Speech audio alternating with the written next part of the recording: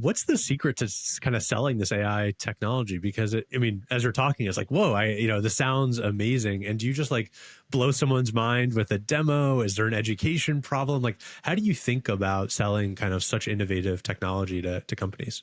So I've referenced a few books. I don't read good, but no. I referenced a few books, and I was reading Nate Nasrall's book the other day called Selling With. It's in my bag. I was on a plane the other day. And he talks a lot about buyer enablement, which I couldn't agree more. And the concept of buyer enablement is how do you go enable your champions to go sell internally, especially if you work at a large company, if you're selling to large enterprises, your champion is really selling tremendously internally, and especially in a new space in AI that has so much confusion and a lot of unknowns to it.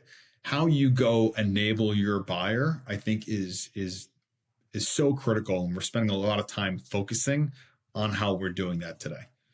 And what does enabling a buyer actually like look like or mean to you? Is it just giving them, co-creating a presentation, giving them videos? Like, do you organize a bunch of assets in one place for them? Like, how do you actually tactically kind of enable a buyer?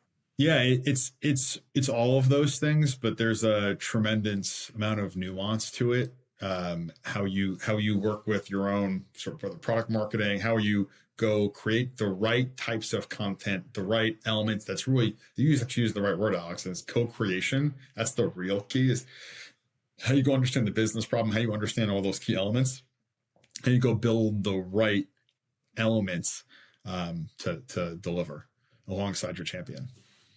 I'd love to end today's conversation just hearing a little bit from you, because you're so deep in this AI world now. Like, what are the trends you're kind of seeing across the marketplace as respect to AI? And then maybe how it's like kind of impacting your own go-to-market efforts. Are you using this technology to close more business yourself? I'd love to kind of hear about it.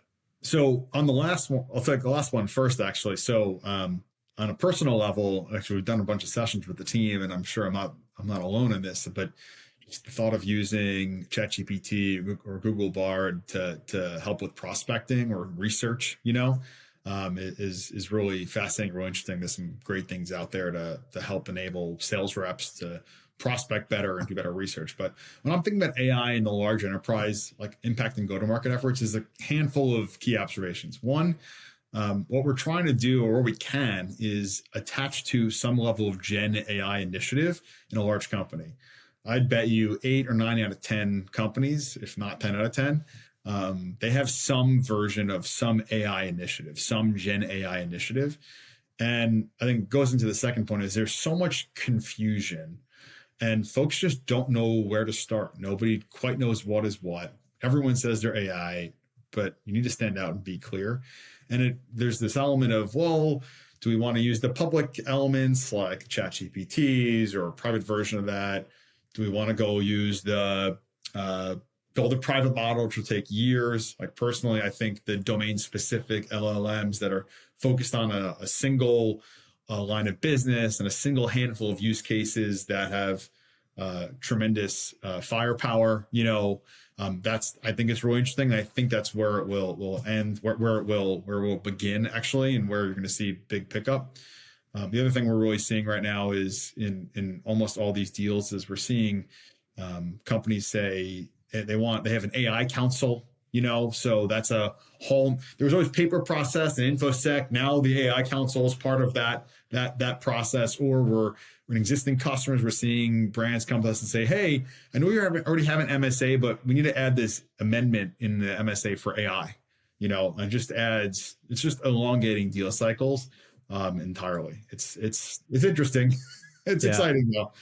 And everyone's just figuring it out. I mean, everyone knows they need to do something about AI, but the landscape is changing so quickly. And it's like, we're even thinking about how do we build AI technology into Doc? And it's like OpenAI is a clear, choice, but then Google Gemini gets released like last week. And it's like, okay, wow, maybe we build into that. And then the costs involved, AI is expensive computing power. So how does that change business models and how we sell and our pricing and packaging? And it's like, everyone knows we need to do something, but how you do it. And because it's changing so fast, like, I'm paranoid, I'm going to make the wrong decision, choose the wrong vendor, or whatever it is. And then, this new thing comes up, but it's even cooler and better. And so, I don't know, but it's a fun puzzle, and it's cool to have like a front seat to like the innovation.